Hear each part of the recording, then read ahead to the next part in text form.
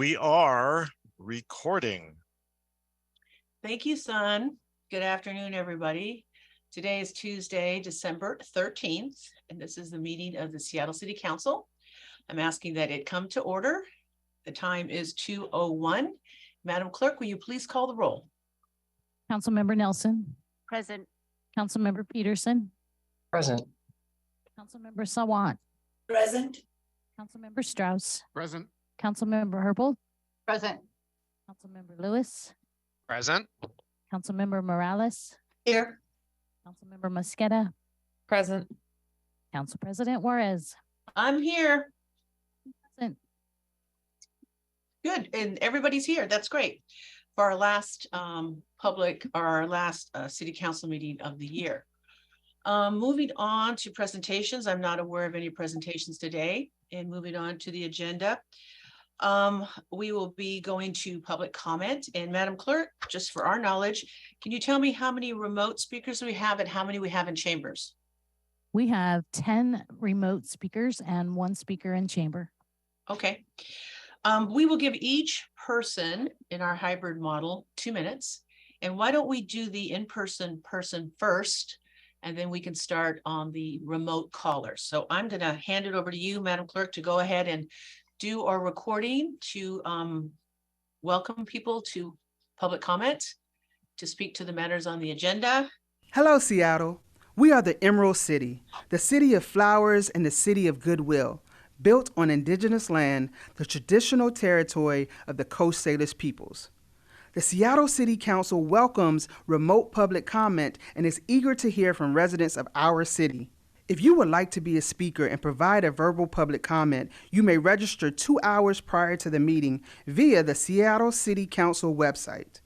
Here's some information about the public comment proceedings. Speakers are called upon in the order in which they registered on the council's website. Each speaker must call in from the phone number provided when they registered online and use the meeting ID and passcode that was emailed upon confirmation. If you did not receive an email confirmation, please check your spam or junk mail folders. A reminder, the speaker meeting ID is different from the general listen line meeting ID provided on the agenda. Once a speaker's name is called, the speaker's microphone will be unmuted and an automatic prompt will say, "The host would like you to unmute your microphone." That is your cue that it's your turn to speak.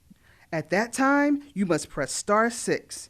You will then hear a prompt of, "You are unmuted." Be sure your phone is unmuted on your end so that you will be heard. As a speaker, you should begin by stating your name and the item that you are addressing. A chime will sound when 10 seconds are left in your allotted time, as a gentle reminder to wrap up your public comments. At the end of the allotted time, your microphone will be muted, and the next speaker registered will be called. Once speakers have completed providing public comment, please disconnect from the public comment line and join us by following the meeting via Seattle Channel broadcast or through the listening line option listed on the agenda. The council reserves the right to eliminate public comment if the system is being abused, or if the process impedes the council's ability to conduct its business on behalf of residents of the city. Any offensive language that is disruptive to these proceedings or that is not focused on an appropriate topic as specified in council rules may lead to the speaker being muted by the presiding officer. Our hope is to provide an opportunity for productive discussions that will assist our orderly consideration of issues before the council. The public comment period is now open, and we will begin with the first speaker on the list. Please remember to press *6 after you hear the prompt of, "You have been unmuted." Thank you, Seattle. Our first in-person speaker is James Clark. And it looks like we'll possibly have 2 in-person speakers, but James Clark is first. Okay. My wife would probably wish to mute me, so I'll be quick. Can you hear me okay? Yeah, Closer? we can hear you. Okay. I'm a resident at Lake Washington Boulevard, longtime Seattleite. I rode for the Huskies 100 years ago. I taught at the university for 20 years. I spent a lot of time in the Arboretum as a kid with a canoe and other things. As a resident now, we're dealing with an issue that is pertinent to you, and it's an issue of convenience versus health, safety, and accessibility. I've tried to be a good neighbor, I think, diligently with the 520 folks, and noticed that when I would have iced tea in my backyard, as you might do, that I would get dust on my glasses, and I worried I would get dust in my cup. And since that time, 350 truck hauls a day past our street, I realized that nobody's doing research, nobody, on the health and safety of potential dust, silicate dust issues that affect us. And now the 520 people are saying, we're going to go ahead and use the peninsula, not give anybody access for up to 10 more years. And my thought is, I thought it was always supposed to be a park. That's what I remember as a kid. And so it really comes down to convenience versus health, safety, and accessibility. What troubles me the most, and the reason why it came today, is that no measurement, no mitigation is being done of what we regard as a significant health issue. And it's not going away. And so from my standpoint, rather than being a gadfly or, calling excessive attention to something that isn't a problem, I think it needs to be investigated before the city gives any approval to a purchase of property. Thank you very much. I appreciate the time. Thank you. And our last in-person speaker signed up is Marguerite Richard.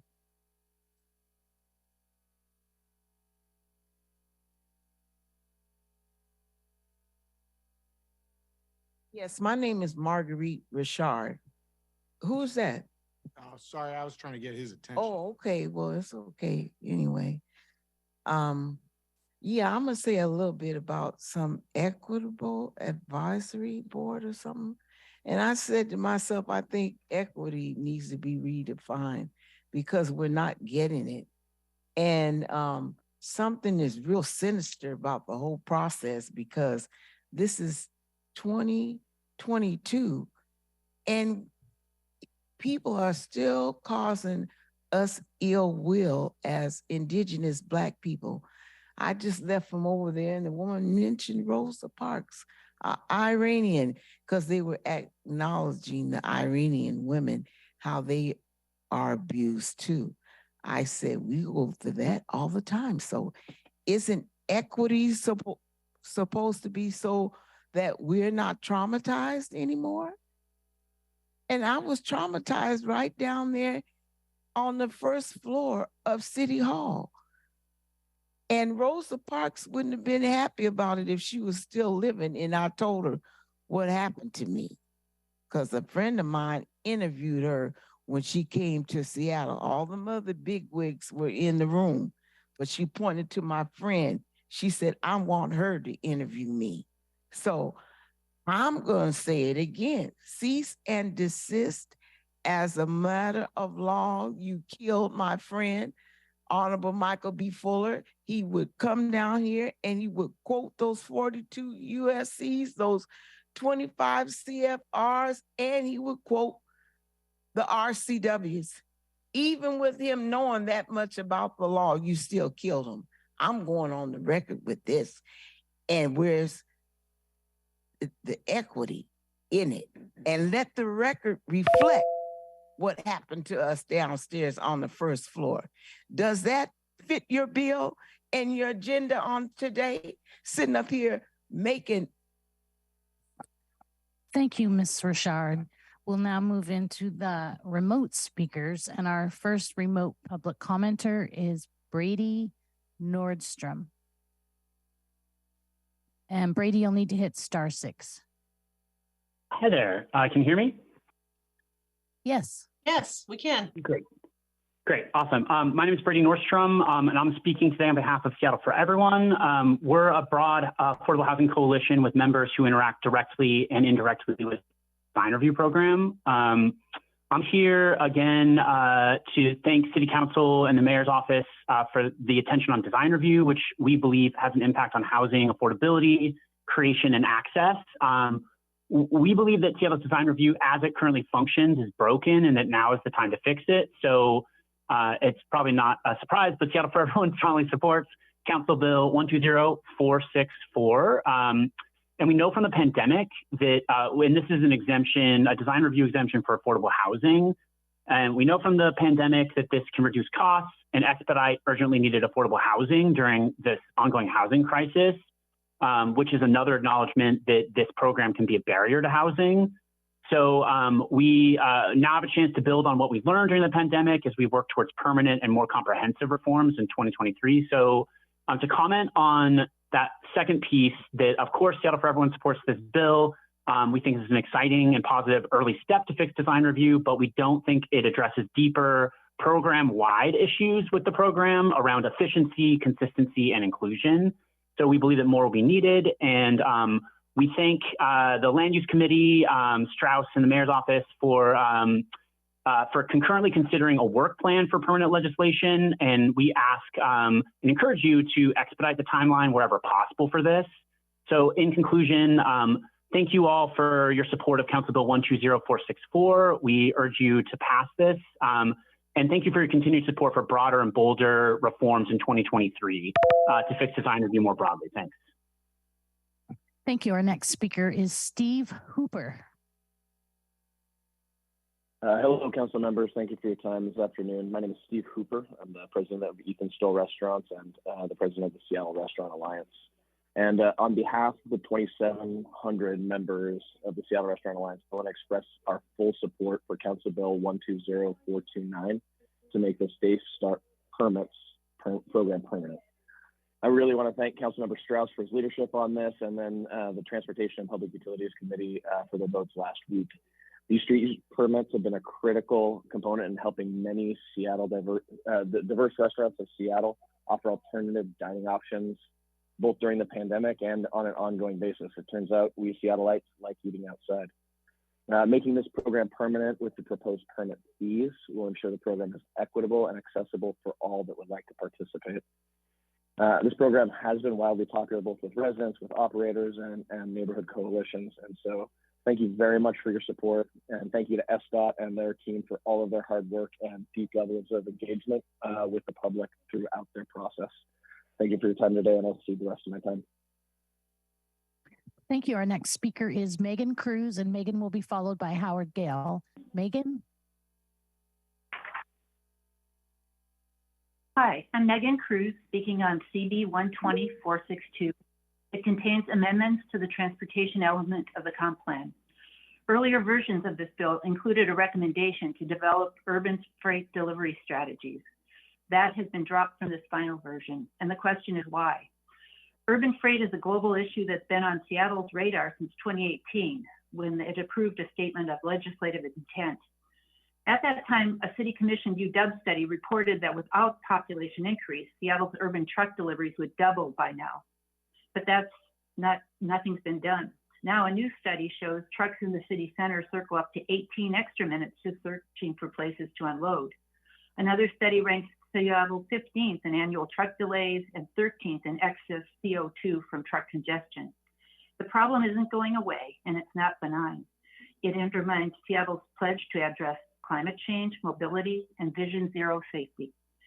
The trucks and vans serving our homes and businesses needlessly cruise city blocks and neighborhoods. They spew emissions, cause gridlock, and increase interactions with pedestrians and cyclists. Yet there are ways to mitigate these impacts, but they won't happen with the document being approved today. After 5 years of kicking the can down the road, we're turning our backs once again. If there's a good reason for this, the council should tell us.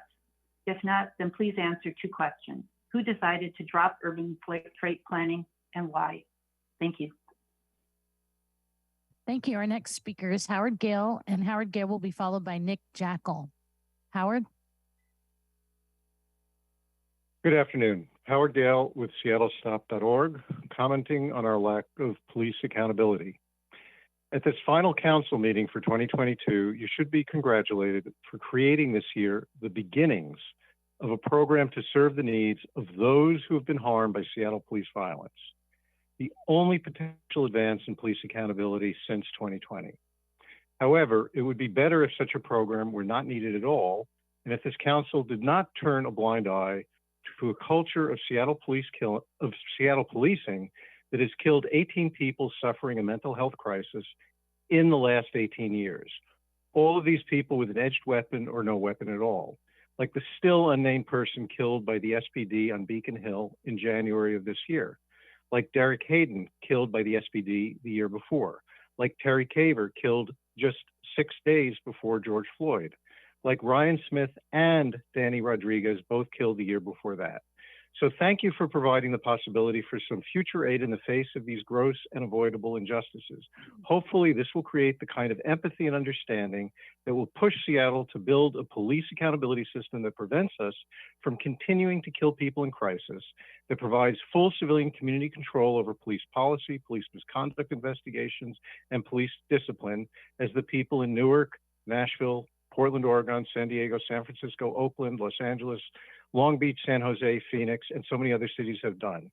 And next month, when the Seattle Human Rights Commission once more takes up the cause to speak for all these victims of police violence who are without voice and without representation, hopefully council members in 2023 will not stand by in silence, or worse, actually attempt to prevent the commission from taking up this cause as they did this year. Thank you. Thank you. Our next speaker is Nick Jackal, and Nick will be followed by Kate Smith. Go ahead, Nick.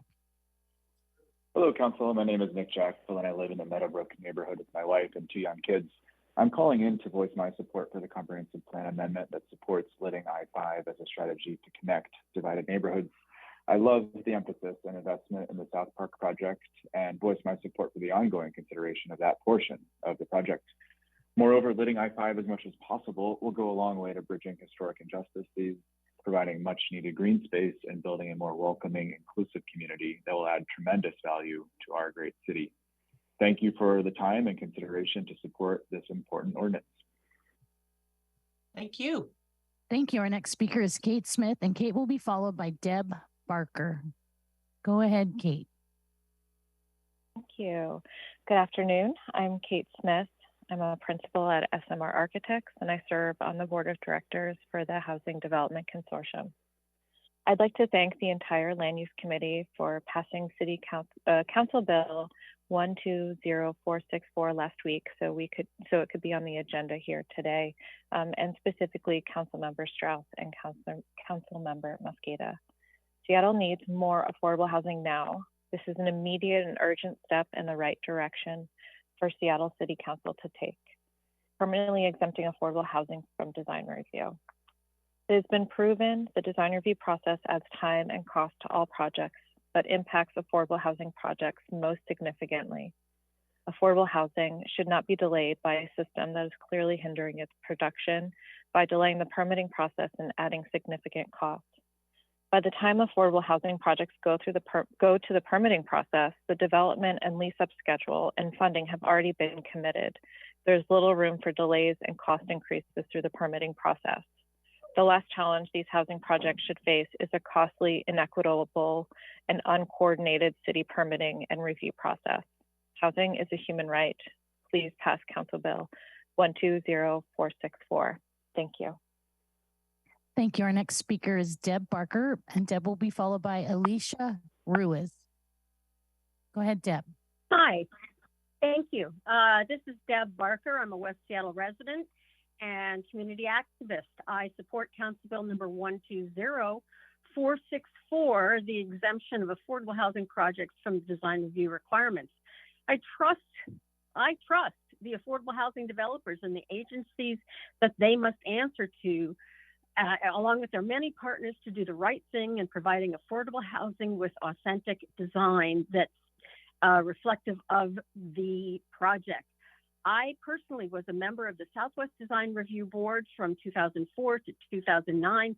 I have commented quite frequently on design review projects throughout the city, and I was pleased to work on a recent design review fix in the 2010s.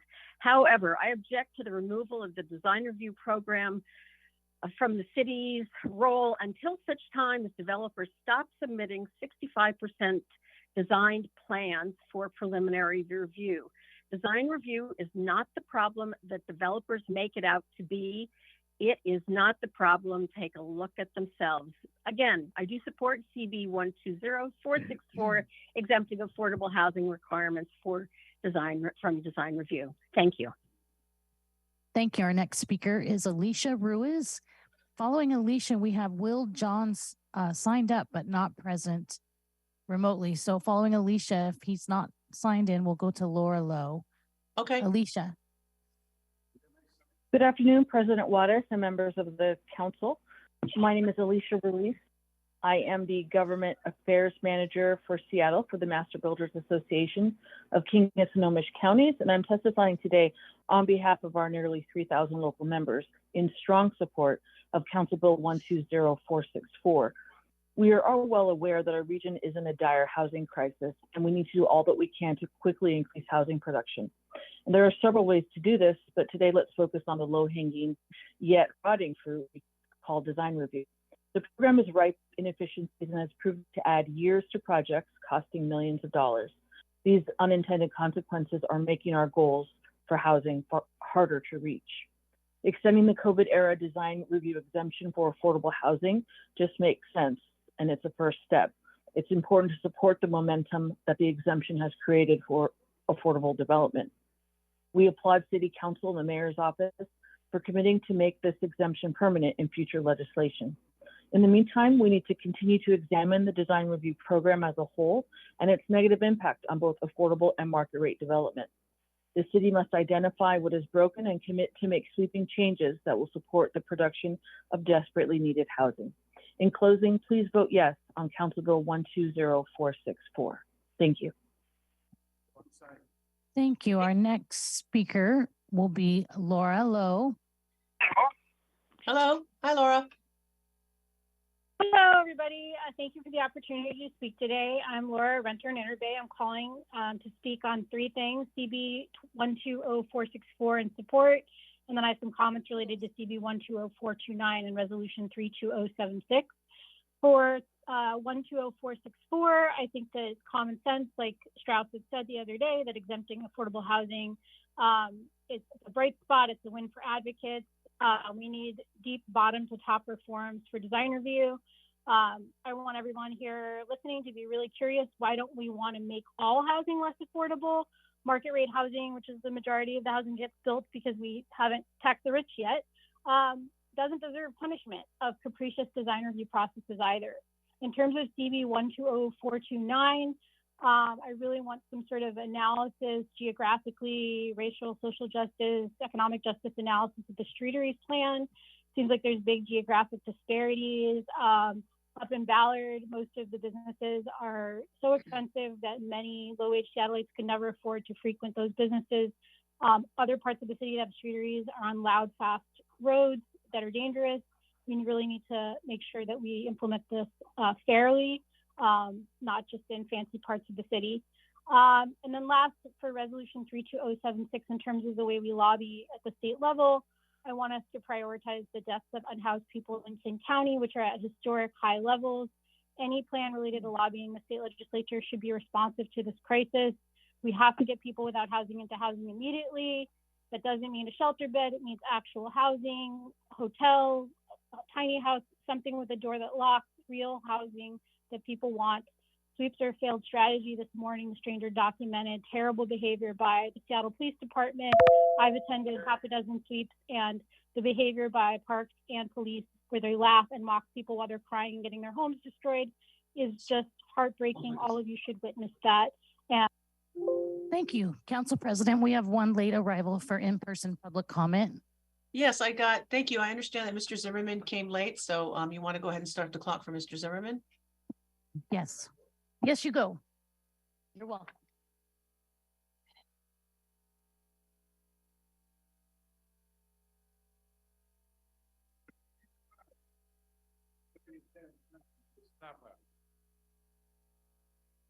Democratic fascism, mafia, and psychopath. My name Alex Zimmerman, and I want to speak about what is in agenda right now. You always choice people in commission. You know what this mean? What is don't doing nothing. For many years, I come to them and come here and talk 1,000 times to you. We need appointed people what is have a voice. They don't have a voice. They all slave. They exactly never doing something against you or have different opinion. Why reason? We have a dozen commission and everybody absolutely identical. When this freaking idiot will be have different opinion and where you choose people who have different opinion. Look what has happened with city. 750,000 slave support you totally for everything. It's a nightmare what has happened right now. For 8 months, you don't show us picture and no one in Seattle from 700,000 crook and idiot and slave come and talk to you. Only Alex Zimmerman. Why? Why the 750,000 slave acting like this? 85% vote for Democrat? What is BS this? How is this possible? Nobody in America has this statistic. Only Seattle, one city, totally fascist city, have this statistic. I call Seattle epicenter of fascism. That's exactly what has happened when you control everybody. Stand up, America. This is exactly what is we need doing right now. And I speak right now to the 750,000 slave and idiot. Wake up and talk to this council. So show us faces like before I come here for 20 years. Stand up, America. Thank you, Mr. Zimmerman. Thank you. That concludes our public commenters today.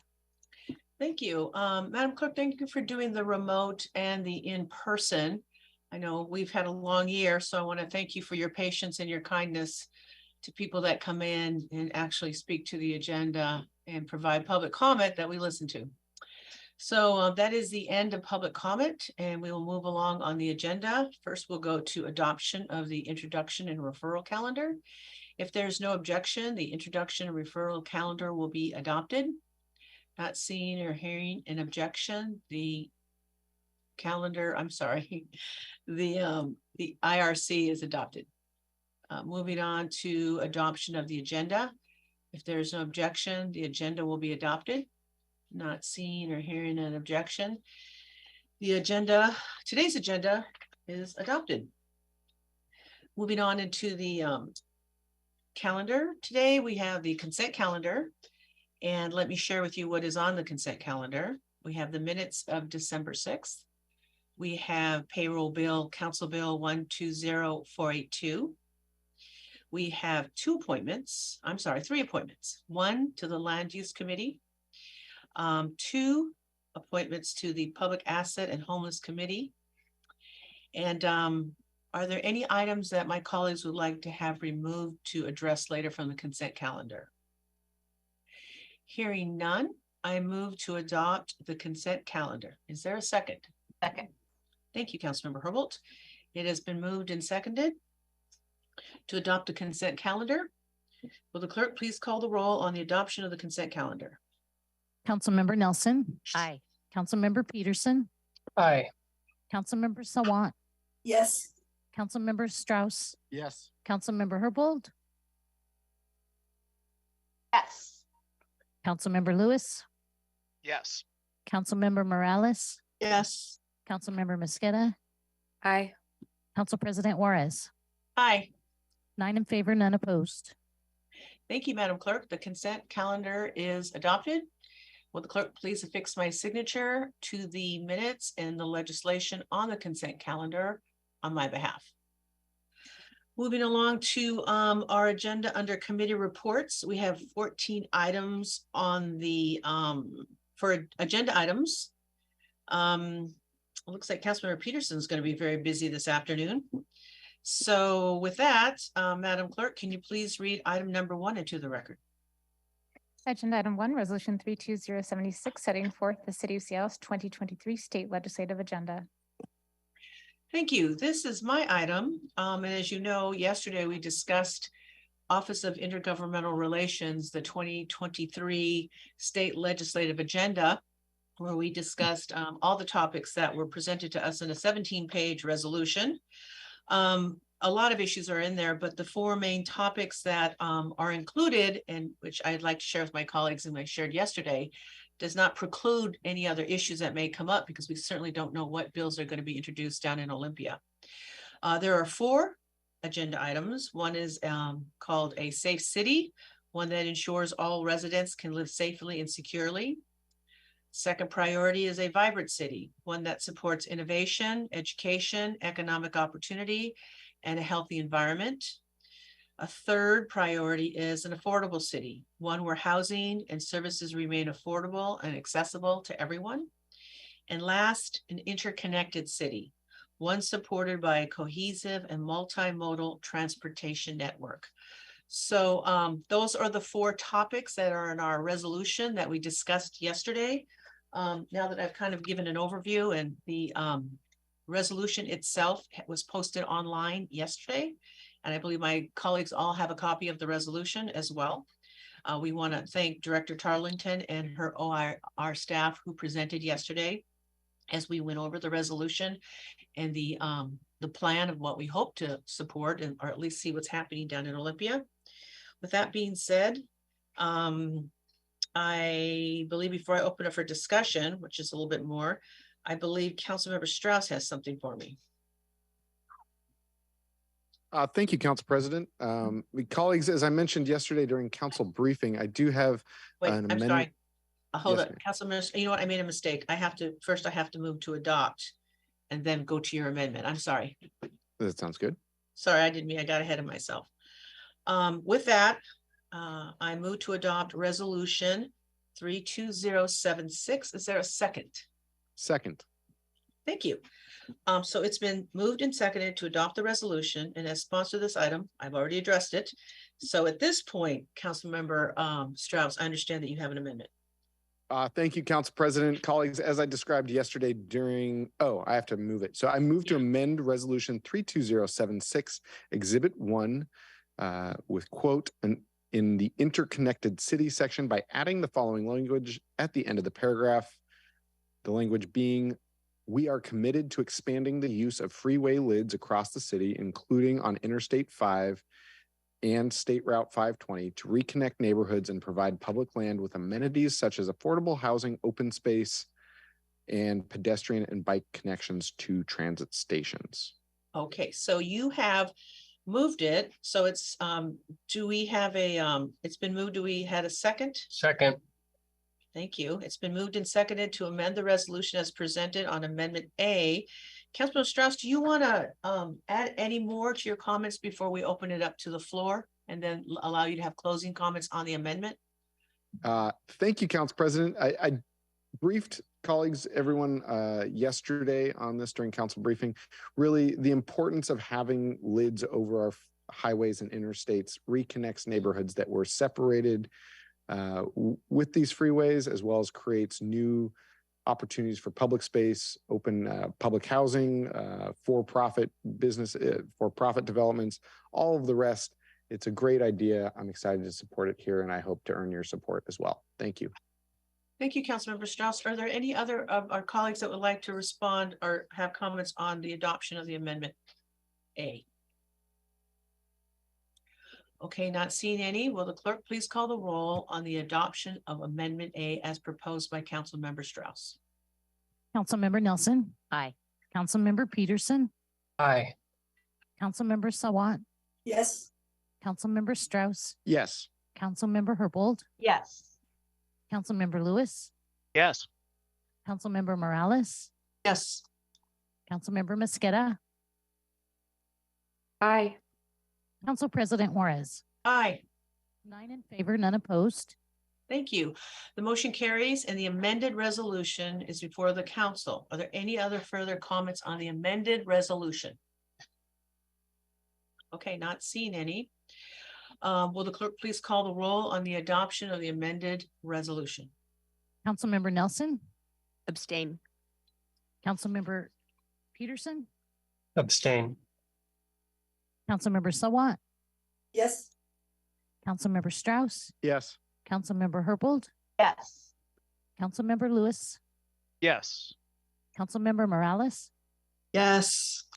Councilmember Mosqueda, Aye. Council President Juarez. Aye. 7 in favor, 2 abstain. Thank you. The resolution is adopted. The chair will sign it. And Madam Clerk, please affix my signature to the amended resolution or legislation. Thank you. So let's go on to item number 2. And that's going to be, we're going to hear from Councilmember Herbold on that. But Madam Clerk, will you please read item number 2 into the record? Agenda item 2, Council Bill 120469, relating to the Department of Finance Administrative Services, authorizing the Director of the Department of Finance Administrative Services or the Director's designee to negotiate and execute a real property lease with the 2724 6th Avenue South Limited Partnership on behalf of the Seattle Police Department and ratifying confirming certain prior acts. Thank you. I move to pass Council Bill 120469. Is there a second? Second. Thank you. It's been moved and seconded. Councilmember Herbold, the floor is yours. Thank you so much. So this legislation implements the intent of the council in an appropriation of $500,000 made during the mid-2021 supplemental budget process to implement a recommendation of the Inspector General to increase the amount of space available for evidence storage.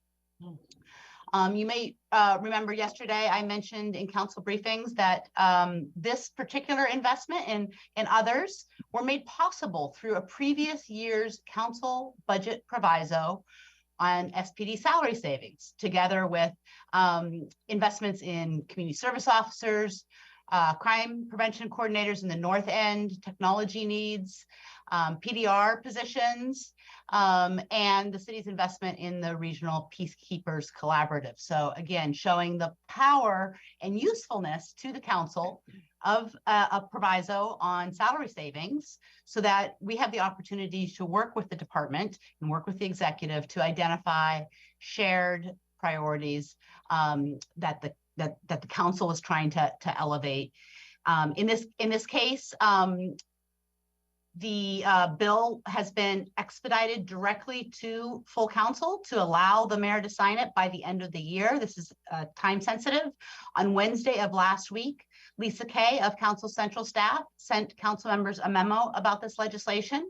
The bill includes a 5-year lease with a two 5-year renewal options beginning January 2023. And the fiscal note states if SPD does not lease additional space for storage of vehicular evidence, the department will be forced to divert vehicle evidence for viable criminal cases to alternate, less secure vehicle storage locations. The current vehicle processing room is regularly at capacity and cannot accommodate additional vehicles. Again, as mentioned at the beginning, this is a recommendation of the Inspector General to increase the amount of space available for evidence storage. Thank you. Thank you, Councilmember Herbold. Are there any comments or questions from my colleagues? All right, I do not see any. Madam Clerk, will you please call the roll on the passage of the bill? Councilmember Nelson. Aye. Councilmember Peterson. Aye. Councilmember Sawant. Yes. Councilmember Strauss. Yes. Councilmember Herbold. Yes. Councilmember Lewis. Yes. Councilmember Morales. Yes. Councilmember Mosqueda. Aye. Council President Juarez. Aye. 9 in favor, none opposed. Thank you. The bill passes. The chair will sign it. Madam Clerk, will you please affix my signature to the legislation on my behalf? Going down our agenda, we are now going to look at some land use committee action here from Councilmember Strauss. So Madam Clerk, can you read item 3 into the record? The report of the Land Use Committee, agenda item 3, Council Bill 120462, relating to land use and zoning, amending the Seattle Comprehensive Plan to incorporate changes proposed as part of the 2022 Comprehensive Plan annual amendment process. The committee recommends the bill pass as amended. Thank you. Councilmember Strauss, as chair of the committee, the floor is yours. Thank you, Councilmember Juarez. We've spoken about this a number of times. This is for the annual comprehensive plan, not the major update that is coming next year. Colleagues, thank you for your patience, as I know the majority of the requests for this annual comp plan we asked for your amendments to be held for the major update. That's about it. These are the annual updates to the comprehensive plan. Thank you, Councilmember Juarez. Council President Juarez. Thank you, Council Member Strauss. Are there any questions or any other comments or even closing remarks from you? Councilmember Sawant, I'm sorry, go ahead. Thank you, President Juarez. I will be voting no on the comprehensive plan amendments this year because yet again, the Democratic Party council members have chosen to leave out developer impact fees despite years and years of repeated promises. Developer impact fees are the fees that the city could charge corporate for-profit developers to raise tens of millions of dollars in progressive revenue to fund roads, parks, and public transit. And in fact, other cities in Washington state charge developer impact fees. As an illustration, developer impact fees could have funded $40 million worth of public transit expansion or reverse the austerity that was just passed by the City Council Democratic Party majority for the next year's budget. Developer impact fees can only be passed into law after they are put into the city's comprehensive plan, and the comprehensive plan is amended only once each year. So the fact that developer impact fees are not included in this bill means that we will need to wait another year to make the big developers pay for the impacts they have on our city infrastructure and for the profits they make without paying even this minimum of compensation for the city's working people. This is another example of how the Democratic Party establishment chooses again and again to put the burden of recessions onto the backs of working people rather than big corporations. We saw that during the budget votes when the majority of the council voted no on increasing the progressive big business Amazon tax, but voted yes on a series of regressive taxes and fees that disproportionately adversely affect poor and working class people. So I will be voting no on this year's comprehensive plan amendments. Thank you. Thank you, Councilmember Sawant. Councilmember Strauss, do you want to wrap us up here? Some closing comments before we go to a vote?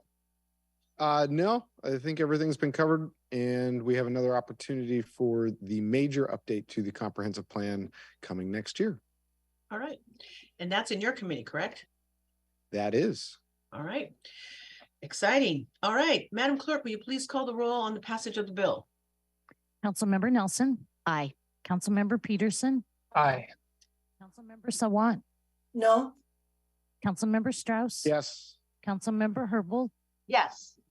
Councilmember Lewis. Yes. Councilmember Morales. Yes. Councilmember Mosqueda. Aye. Council President Juarez. Aye. 8 in favor, 1 opposed.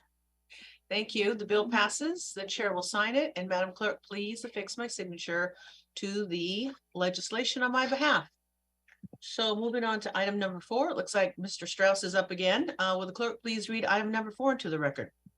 Agenda item 4, Council Bill 120-464, relating to design review for affordable housing, adopting temporary regulations to exempt affordable housing projects from design review.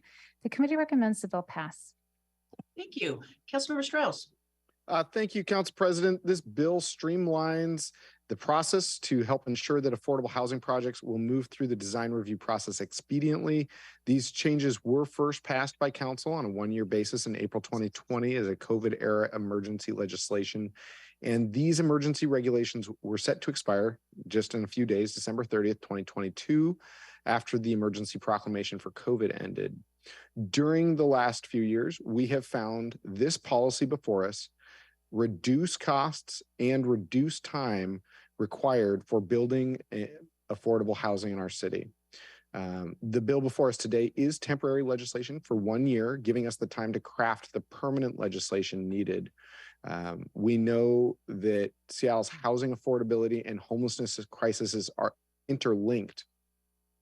In my experience addressing homelessness in District 6, the speed of our ability to address places like Ballard Commons and Woodland Park have relied on shelter availability. Unless we expand shelter, our shelter capacity is pretty much at full. And we are able to better use our shelter resources by graduating people out of shelter into permanent supportive and affordable housing. There are many people who are experiencing homelessness that do need permanent supportive housing. Some others can simply rely on affordable housing. Greg Colburn and Clayton Aldrin from the University of Washington recently released a study.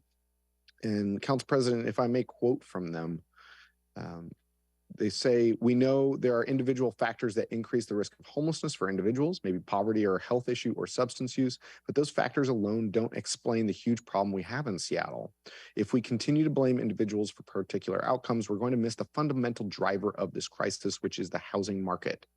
We have a gross undersupply of housing at all levels, and certainly of affordable housing. Failure to address that gap will guarantee we will continue to struggle with the crisis in perpetuity. There are big 8 cities for homelessness in the United States, including Seattle. Each of these cities have really high rents and very low vacancies. While there are people with vulnerabilities in every community around the country, the consequences of the vulnerabilities are far more severe in a place where housing costs are very expensive and vacancies are low. For example, the margin for error in Seattle is thin. If you get kicked out of your apartment or get into a fight with your roommate or lose your job, there are no places to move to. And it might cost $2,000 a month. Now, the margin for error in Detroit, one of the most impoverished cities in the country, is far greater. You can lose your job and you can have an unfortunate event, but you might be able to find an apartment for $500 in Detroit compared to $2,000 in Seattle. Also in Detroit, vacancy rates are at 10%. We have fewer people who are struggling in Seattle than Detroit does on a per capita basis, but we have far greater homelessness because the consequences of being poor in Seattle are so much more significant. I share that quote from Dr. Colburn with you because when we address the housing affordability, we are making our homelessness crisis more manageable. In their study, they said, does housing affordability end homelessness? No. Does it reduce it 5-fold as compared Seattle to Chicago? The answer is yes. When we are able to address this housing crisis, we're able to reduce homelessness by 5-fold and make it much more manageable. As I started the COVID-19 emergency legislation that we relied on, again, sped affordable housing production and reduced costs, and that is the bill before us today. This legislation does extend that ordinance on the basis of the civil emergency on homelessness and declaring a SEPA emergency as a threat to public health and safety. As I just described, when we're able to create more affordable housing, we're able to graduate people out of shelter, which means that we can get more people off the streets and into shelter.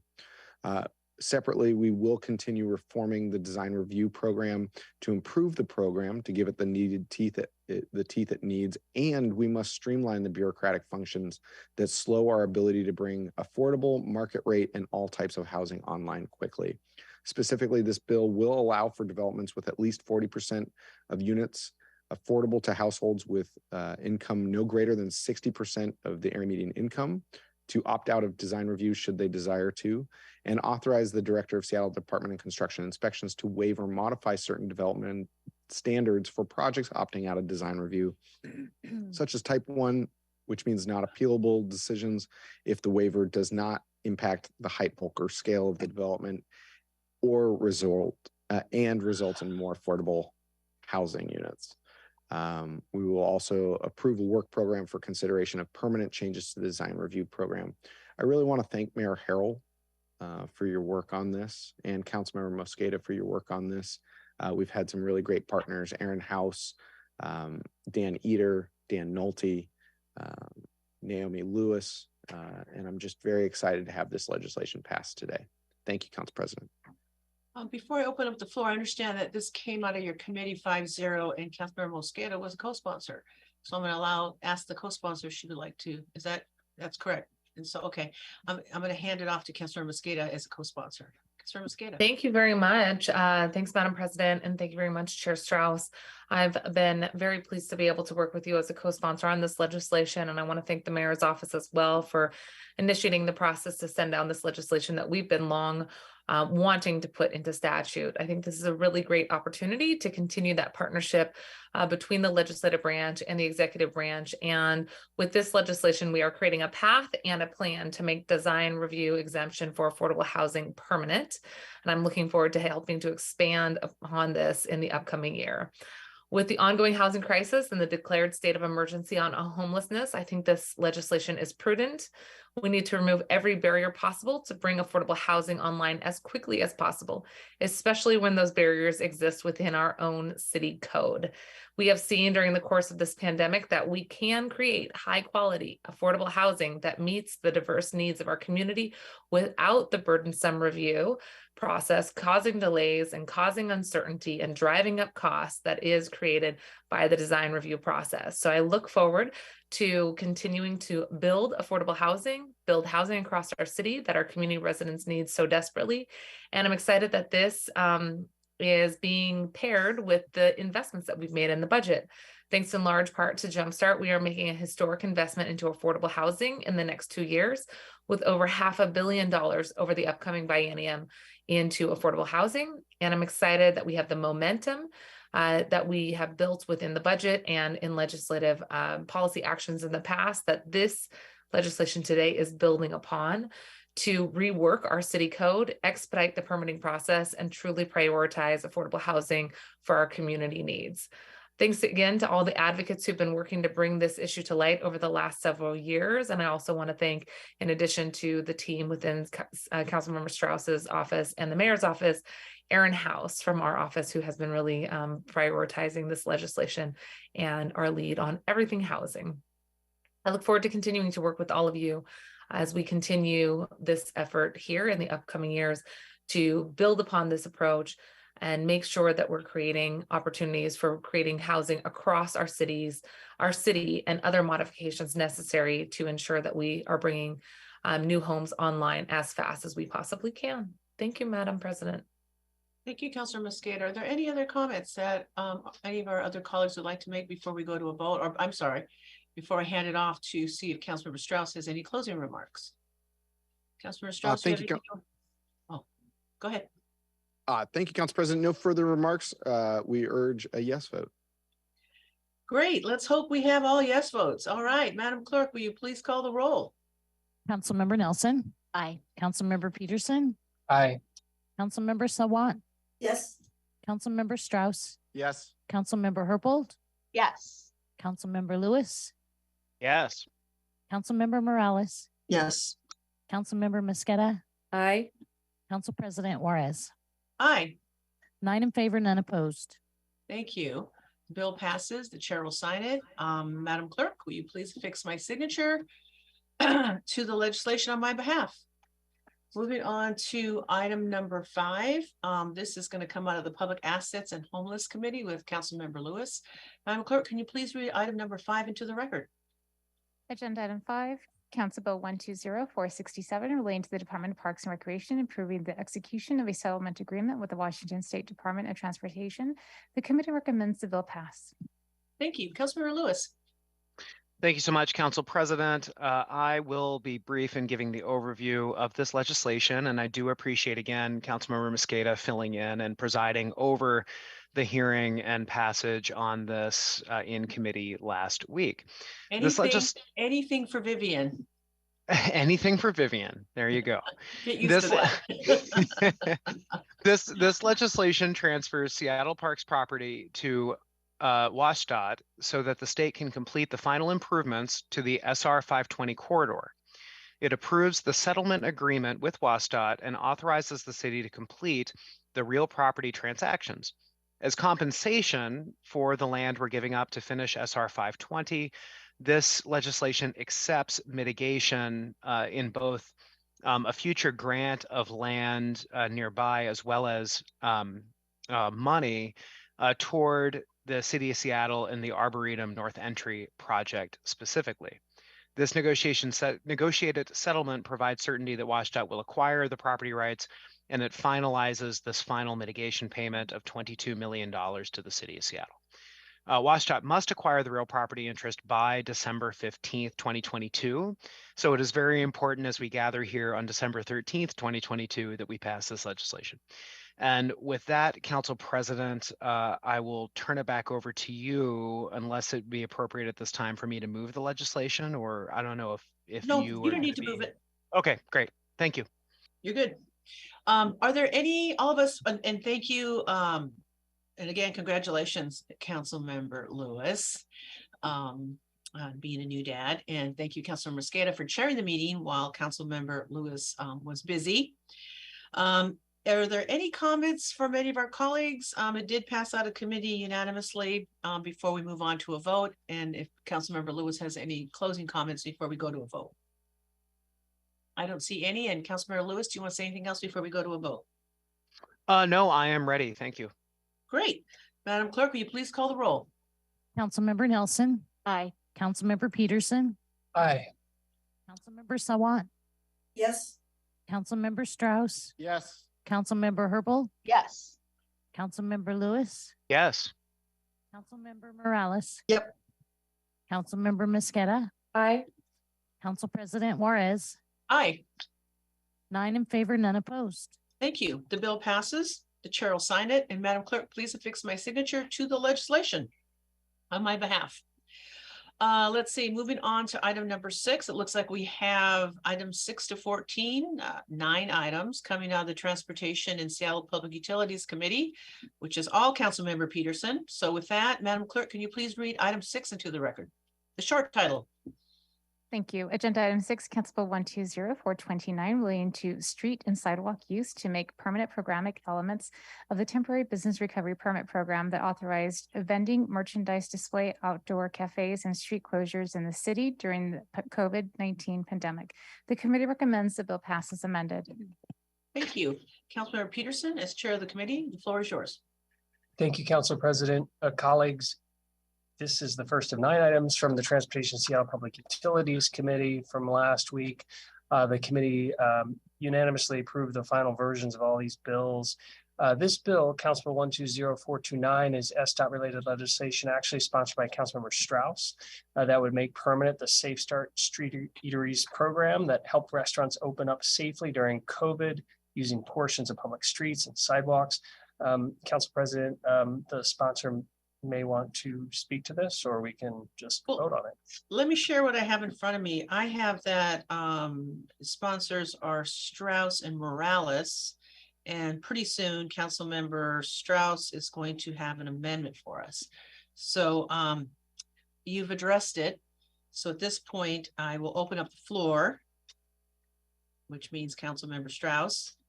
Are you ready? Yes. All right, it's yours, and then we'll do what you need to do, and then I'll help you out. Thank you. Thank you, colleagues. I would like to amend this legislation. I can speak to it in just a moment, but let me first move it. So I move to amend Council Bill 120492 as presented on Amendment A on the agenda. Second. Oh, great. We got a second. Thank you. It's been moved and seconded to amend the bill as presented on Amendment A. And now, Councilmember Strauss, you're recognized to address the amendment for the rest of us.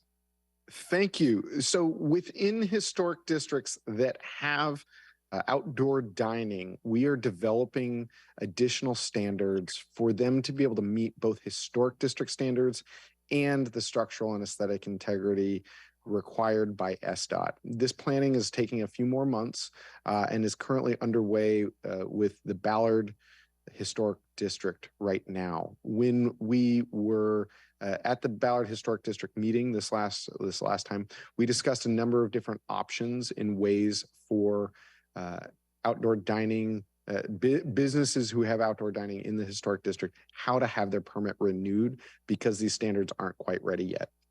A couple of different options were presented. One where the permit holder could reapply for the permit, and then the historic district would approve it conditionally to reapprove it permanently at a date in the future, or we could amend this legislation to simply give 6 months more time for businesses in historic districts. And so rather than trying to communicate individually with all of these permit holders, I made the request of SDOT for myself to bring forward this amendment, and it was welcomed. We also discussed this amendment at the Ballard Historic District meeting.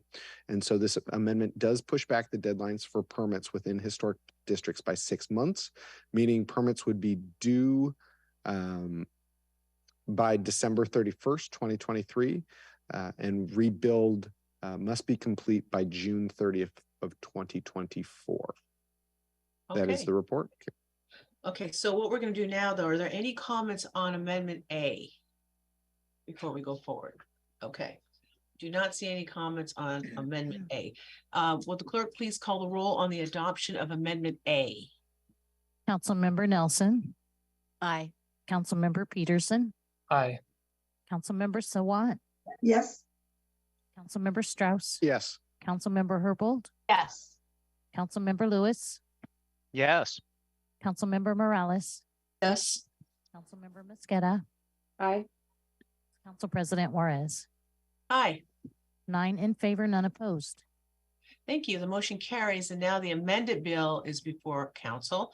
Are there any further comments on the amended bill? Councilmember Strauss. Thank you, Council President Juarez. I am very excited for this bill. This is the final step in the pathway to permanency for outdoor dining. As colleagues, many of us know, there was a program before the pandemic started to allow for sidewalk cafes. It was quite expensive and it was a very small amount of space. There were other programs that allowed for parklets, but those parklets didn't necessarily have an owner. And so there wasn't somebody to take care of them. What we have before us now are the regulations that allow for outdoor dining to be a permanent feature of the fabric of Seattle. And this allows, it updates structural integrity. There are some aesthetic aspects to it as well. It really focuses on 4 issues: equity, safety, access, and sustainability. There have been conversations about, does this privatize public space? And for me, the answer is no, because we're relying on small businesses and their entrepreneurial skills to make our neighborhoods more vibrant. When we do the other option for some of these streets, outdoor dining spaces, is a place for cars to park. What we found in Ballard is that we're able to have places for cars to park and these outdoor dining opportunities. We have found it to make our city more vibrant. We've relied on small businesses and their expertise. This is a program that really it really helps us make our economy stronger in so many different places in our city. We took the time to get these regulations right-sized, while we saw other jurisdictions nearby rush to judgment on whether to put them up in the first place or to take them down. I really want to thank Elise Nelson, Aditi, and Joel, and Bill, and everyone else in the public space management team for your work to get permits out the door during the pandemic to help businesses survive. And then once we were able to stabilize that inflow of permit requests, to get these regulations right-sized for our city. I'm really excited for the future of this program. And for many of these types of permits, we reduced the cost from about $3,000 down to a $650 annual fee. Granted, in committee, there was some conversations about the additional fees, which I'm not excited about, and I'm looking forward to more opportunities to fine-tune them. With that, Council President, colleagues, I'm very excited to, with final passage of this legislation, be able to say that outdoor dining is here to stay in the city of Seattle. Thank you. Thank you. Councilmember Peterson, is there anything, closing remarks that you want to make? I know this came out of your committee. Is there anything else that you want to share before we? No, thank you. Oh, okay. Well, I'm glad to hear that Ballard will be just like France, and we will all have outside eateries. Bergen, Council President. All right, with that, will the clerk please call the roll on the passage of the bill as amended? Oh, Councilmember Nelson. Aye. Councilmember Peterson. Yes. Councilmember Sawant. Yes. Councilmember Strauss. Yes. Councilmember Herbold. Yes. Councilmember Lewis. Yes. Councilmember Morales. yes. Councilmember Mosqueda. Aye. Council President Juarez. Aye. 9 in favor, none opposed. Thank you, Madam Clerk. The bill passes. The chair will sign it. And Madam Clerk, please affix my signature to the legislation on my behalf. So we will move on to item number 7. Will the clerk please read item number 7 into the record? Agenda item 7, Council Bill 120471, relating to Seattle Public Utilities, accepting easements granted to the city of Seattle. The committee recommends the bill pass. Thank you. Councilmember Peterson. Thank you, Council President. Colleagues, while we will vote on each bill individually, Council Bills 120470 through 120474 are 5 pieces of legislation on easements from Seattle Public Utilities. 2 bills accept land easements and 3 bills relinquish land easements. While we open the public hearings at committee for the 3 relinquishments, there are no public commenters. These items are shown as items 7 through 10 on today's agenda, as well as item 12. This first bill, Council Bill 120471, authorizes SPU to accept several drainage and wastewater easements throughout the city. This bill and the others were recommended unanimously by our committee. Thank you. So Councilmember Peterson, did you want us to, so you addressed items 7, 8, and 9? Well, yes, although I'll speak, 1 or 2 sentences to each of those, but just wanted to let everybody know that they're not imagining things. There are 5 bills related to easements from SPU. Okay, good. All right, I see them now. All right, I apologize. I thought you were trying to, got it. All right. So with item number 7, are there any comments before we, I hand it back over to Councilmember Peterson to see if he has any closing remarks before we go to a vote? Okay, I do not see any. And Councilmember Peterson, is there anything else you want to add? No, thank you. All right, Madam Clerk, will you please call the roll on the passage of the bill? Councilmember Nelson. Aye. Councilmember Peterson. Aye. Councilmember Sawant. Yes. Councilmember Strauss. Yes. Councilmember Herbold. Yes. Councilmember Lewis. Yes. Councilmember Morales. Yes. Councilmember Mosqueda. Aye. Council President Juarez. Aye. 9 in favor, none opposed. Thank you. The bill passes. The chair will sign it. And Madam Clerk, please affix my signature to the legislation on my behalf. Let's move on to item number 8. Will the clerk please read item number 8 into the record? Agenda item 8, Council Bill 120472, relating to Seattle Public Utilities declaring certain real property rights relating to sewer storm drain easements within Seattle as being surplus to city utility needs. The committee recommends the bill pass. Thank you. Councilmember Peterson. Thank you, Council President. Colleagues, this is Council Bill 120472. It authorizes proposed relinquishments of easements from Seattle Public Utilities. These easements are related to drainage and wastewater and are located throughout Seattle. The bill was recommended unanimously by our committee. Thank you. Thank you. Any comments from my colleagues? Not seeing any, and I'm guessing Councilmember Peterson, you have nothing else to add? Correct. Okay. With that, Madam Clerk, will you please call the roll? Councilmember Nelson. Aye. Councilmember Peterson. Aye. Councilmember Sawant. Yes. Councilmember Strauss. Yes. Councilmember Herbold. Yes. Councilmember Lewis. Yes. Councilmember Morales. Yes. Councilmember Mosqueda. Aye. Council President Juarez. Aye. 9 in favor, none opposed. Thank you. The bill passes. The chair will sign it. Madam Clerk, please affix my signature to the legislation on my behalf. And we will move on to item number 9. And will you please read item number 9 into the record? Agenda item 9, Council Bill 120473, relating to Seattle Public Utilities accepting easements granted to the city of Seattle. The committee recommends the bill pass. Councilmember Peterson. Thank you, Council President. Council Bill 120473 authorizes SPU to accept several water-related utility easements throughout the city. This bill was recommended unanimously by our committee. Thank you. Any other comments from my colleagues? Not seeing any, and I'm guessing you're good on closing comments, Councilmember Peterson? Correct. Great. Madam Clerk, will you please call the roll on the passage of the bill? Councilmember Nelson. Aye. Councilmember Peterson. Aye.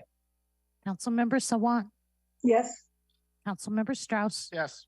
Councilmember Herbold. Yes. Councilmember Lewis. Yes. Councilmember Morales. Yes. Councilmember Mosqueda. Aye.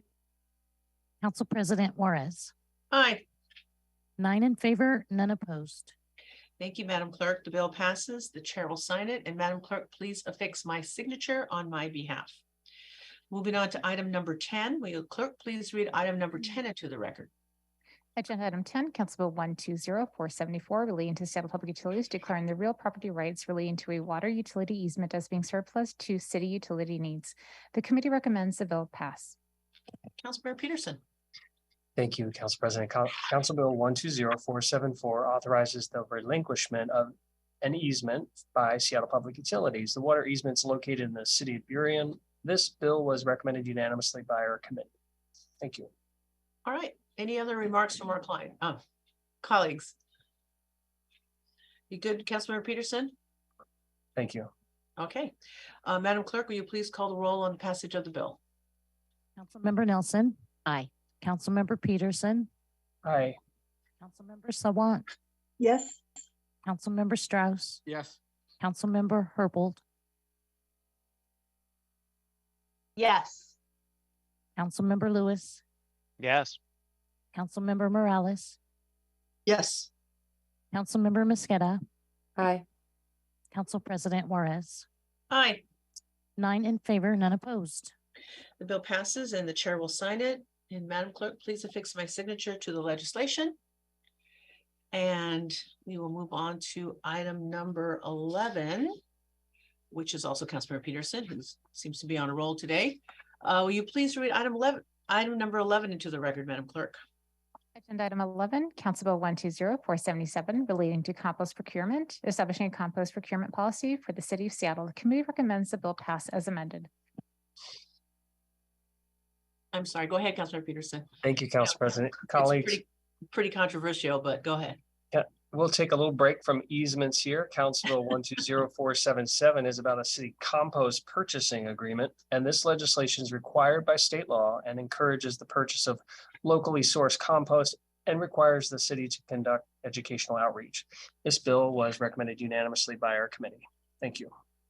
Thank you, Councilmember Peterson. Any comments from our colleagues? Not seeing any.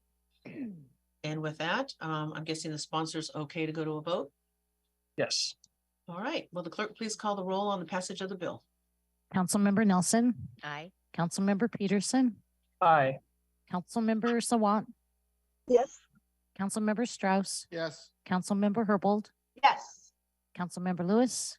Yes. Councilmember Morales. Yes. Councilmember Mosqueda. Aye. Council President Juarez. Aye. 9 in favor, none opposed. Thank you. The bill passes. The chair will sign it. And Madam Clerk, again, please affix my signature to the legislation on my behalf. Moving on to item number 12. Madam Clerk, will you please read item 12 into the record? Agenda item 12, Council Bill 120470, relating to Seattle Public Utilities declaring certain real property rights relating to sewer and storm drainage easements within the city as being surplus to city utility needs. The committee recommends the bill pass.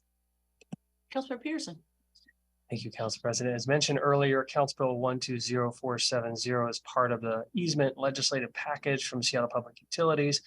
This Council Bill 120470 authorizes the relinquishment of an easement by SPU. This drainage and wastewater easement legislation covers actually a couple of locations in Seattle.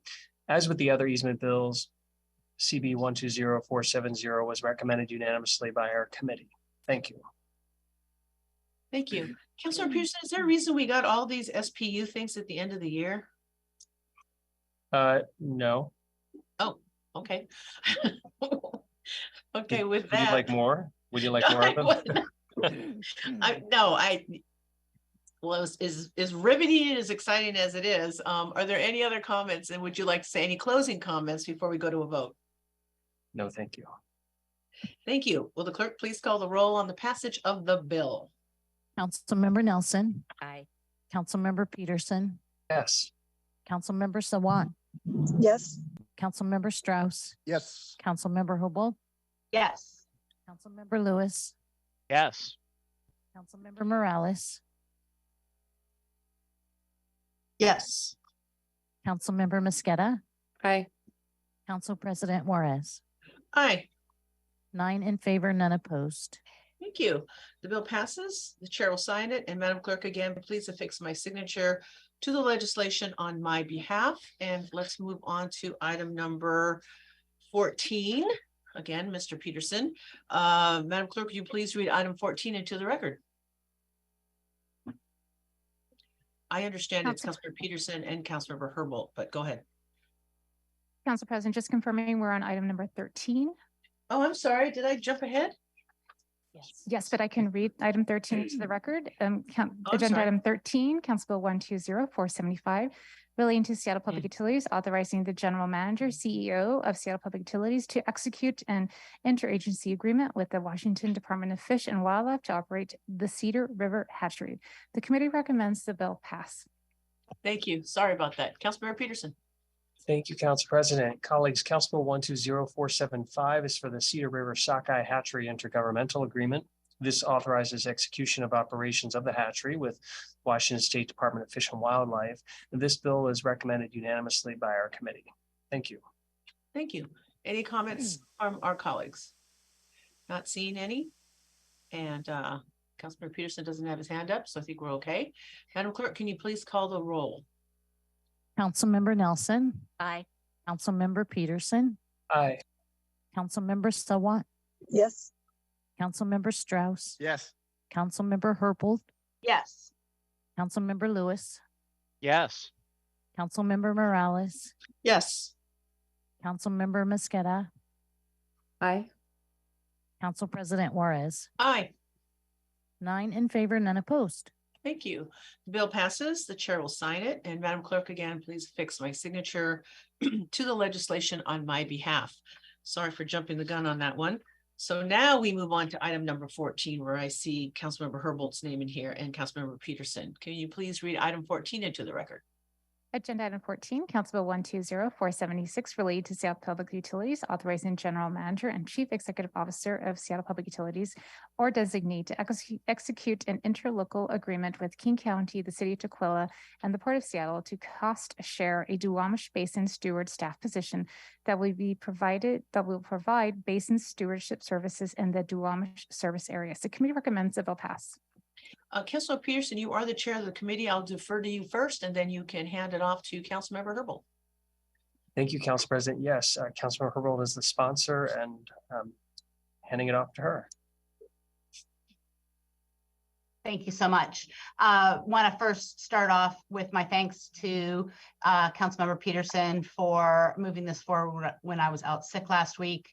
I am sponsor of the bill. You not only made time in your committee on your agenda, but you shepherded it through your committee discussions. I really appreciate it. This is an interlocal agreement with King County, the city of Tukwila, and the Port of Seattle to cost share a new position for a watershed steward for the lower Duwamish River. The position itself will be housed at King County. A Duwamish management team that includes Seattle Public Utilities will be formed to develop the work plan for the steward and manage the budget for the position. The Duwamish Basin steward would develop and implement Chinook salmon habitat restoration projects in the lower 11 miles of the cities of Seattle and Tukwila, the Port of Seattle, Boeing, Central Puget Sound Watershed, WIRA 9, and other nonprofit partners. Under this agreement, Seattle covers 38% of the base cost share for the position, which works out to $79,000 in 2022. If external revenues are available, that base share can be reduced. And I just want to thank all of the members of the community that helped fight for this position, folks including Paulina Lopez, James Rasmussen, BJ Bullard, and Sharon Fleischman. And with that, I urge my colleagues' support of this legislation. Thank you, Councilmember Herbold. Believe it or not, yours truly, so not only a big supporter of interlocal agreements, but worked on all this WIRA legislation over 25 years ago in another life. And it's so nice to see municipalities and cities come together for interlocal agreements to protect water basins and watersheds and the habitat, because before WIRA, people didn't do that. But as my Uncle Bill used to say, if a river is polluted, we all get sick. Doesn't matter what city, what municipality, or what county you live in. So thank you very much for bringing this forward. I really appreciate it. And thank you, Councilmember Peterson, for allowing it to be in your committee. Councilmember Morales, I see you popped up. Did you have something? Nope. Okay. Okay, well, does anybody else have anything else before we move to a vote? Not seeing any.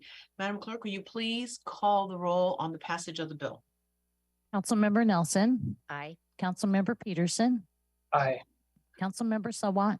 Yes. Councilmember Strauss. Yes. Councilmember Herbold. Yes. Councilmember Lewis. Yes. Councilmember Morales. Yes. Councilmember Mosqueda. Aye. Council President Juarez. Aye. 9 in favor, none opposed. Thank you. The bill passes. The chair will sign it. And Madam Clerk, please affix my signature to this legislation on my behalf. Moving along on the agenda, no items were removed from the consent calendar, so we can move on from there. But we do have a special item on the adoption of other resolutions. Will the clerk please read item 15 into the record?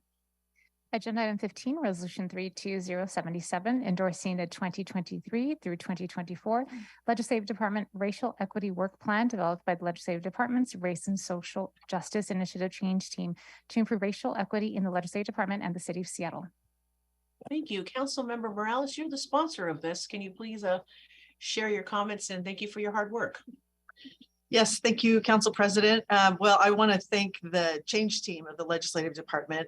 As you said, they have been working really hard for the last year or so to develop this work plan. And the goal really is to assess how the department is working and how they can improve racial equity outcomes. You may remember that the change team members did present at council briefing in November of 2021. To sort of kick off the process. And they have since been working with employees and department leadership throughout the year to develop this plan, to make sure that it was actually implementable, and to really try to be responsive to the needs of department employees. So this can I stop you? I'm sorry, I did it again. I apologize. I have to move to adopt it. And so okay. That's my fault. I should have done that. I apologize. Let me go ahead and just get this out of the way. I move to adopt resolution 32077. Is there a second? Second. Okay. Now you can, I'm sorry. I really am sorry, Councilor Morales. Go ahead. That's okay. The floor is yours. So I just wanted to explain quickly, colleagues, you all have the work plan itself, should have received that. It's part of the agenda here, but it really is about endorsing the department's initial 2-year racial equity work plan. The goal is to demonstrate how the department will commit itself to doing the work of gradually undoing any institutionalized racism that we have in the department. And the goal really is to achieve an equitable, inclusive workplace environment where our employees can thrive, particularly Black and Brown employees in the department. The work plan identifies action in 3 major areas: the experience of working in the legislative department, implementing work using a racial equity lens, and the professional life cycle of department employees. So over the next 2 years, the change team will collaborate with our department leadership to implement their work plan, to assess, course correct where needed. And the goal is at the end of that 2-year process to try to implement all of the pieces here, recognizing that some things will be relatively straightforward and some things may be a little more complicated. But this is their inaugural work plan, and I'm looking forward to my colleagues endorsing this effort, which has really committed all of our change team. We each have staff members who are part of this group, and so I'm excited for this work to finally be before us. Thank you. Thank you. Councilor Morales, how long you want to kind of, just for the public, who you are working with and where the report was posted, right? Or we didn't do that? It should be part of the agenda. Part of the agenda. Okay. I don't have a second screen up. Yeah, I don't either. But I just printed it out, and I'm pretty sure I got that from our agenda. It's like 18 pages. Yes. Yes. And so there is a lot of work that is intended to really help us figure out how we make sure that our employees are in a safe environment, that they are doing the work that we as a city have identified as a priority in terms of racial equity, and how their individual work supports the goal of achieving that, not just in terms of our city policies, but in terms of our internal operations as well. And so that is the work that they've laid out. And they started this work under Council President Gonzalez, correct? Isn't that when we first started this? Yeah, the work really began in 2021, and that they sort of kicked off that process then. Okay, thank you. Is there anything from my colleagues who want to add anything else about the plan and what's before us? Councilmember Herbold. Thank you. I just want to echo Councilmember Morales's appreciation for the members of our personal staff, as well as Council Central staff and the other division staff of the legislative department that are participants in the change team. The work of the change team is requires a commitment, and in order for that commitment to be fulfilled, we as managers and the other division managers need to allow for our staff to have time in their days to do this work. So it's been a high priority for me, and I really appreciate knowing that that prioritization is shared by my colleagues on the council as well as the division directors, so that it's been possible for us to get here today. Under the 3 subject areas, there are action items. I think collectively there are about a dozen action items, and so this work will continue to need the commitment of time, precious time, to do the work moving forward. So thank you. Well, I have a question. I'm guessing you're gonna be able to answer it, Councilor Herbold, but I know that the change team has been around since I've been here, since 16, correct? The change team has been around for a long time. I can't tell you what year. I it's the know first that time that you've not I am been so able to grateful answer that I have something. had a staff member assigned to the change team, not because I've assigned them, but because I've always been lucky enough to have somebody willing to do this work. That's the first time, let it be known, that I asked Councilmember Herbold a question. She did not know the absolute answer.